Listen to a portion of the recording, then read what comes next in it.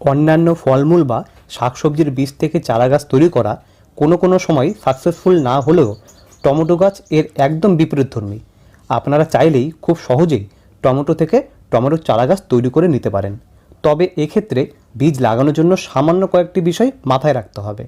এই ভিডিওতে আপনারা সেই সব বিষয়গুলি জানার পাশাপাশি বীজ লাগানো থেকে চারা গাছ তৈরি হওয়া পর্যন্ত সম্পূর্ণ বিষয়টি জানতে পারবেন। তবে হ্যাঁ, ভিডিওটি স্কিপ না করে সম্পূর্ণ দেখার অনুরোধ রইল, তাতে করে আপনারা গুরুত্বপূর্ণ পয়েন্টগুলি মিস করবেন না। তাহলে দেখে নিন আজকের এই video. Welcome to DB gardener. এই যে দেখছেন টমেটো নিয়েছি এখানে। যে টমেটোগুলো আমরা সাধারণত বাড়িতে ব্যবহার করি সেই টমেটো এটা।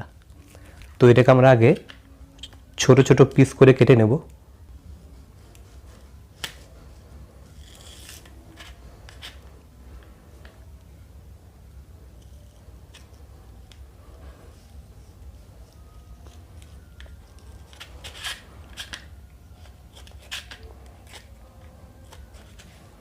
তো দেখলেন, এখন আমরা কি করব, এটাকে মাটির মধ্যে আমরা রেখে উপর দিক দিয়ে মাটি দিয়ে দেবো। এবার যে মাটিতে রাখবো সেই মাটিটা রাখবো এটার মধ্যে। তো দেখুন আমি কি করছি, এখানে আমি দু ধরনের মাটি নিয়েছি। অ্যাকচুয়ালি মাটি না, সার নিয়েছি, সঙ্গে মাটি নিয়েছি।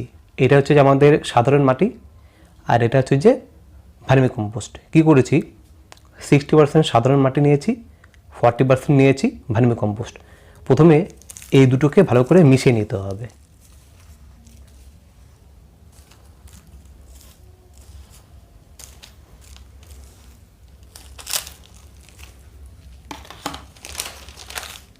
আমাদের মেশানো হয়ে গেছে। এবার এই যে বাটিটা, এই বাটির মধ্যে আমরা মাটি নিয়ে নেব।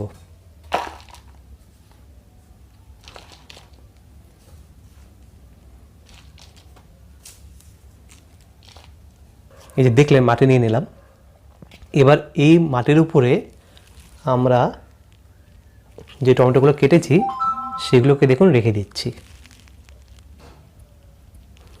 আর যে বীজগুলো এখানে পড়েছিল সেগুলোকে আমরা এখানে দিয়ে দিচ্ছি। এবার এই যে টমেটো কাটা রেখেছি এটাকে আমরা মাটি দিয়ে কভার করে দেবো।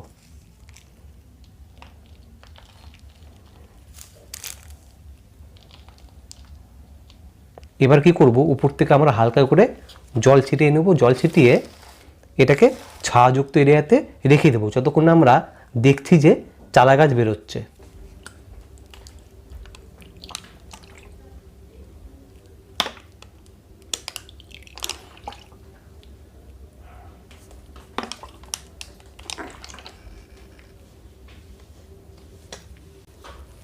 টমেটোর বীজ লাগানো আজকে 10 দিন।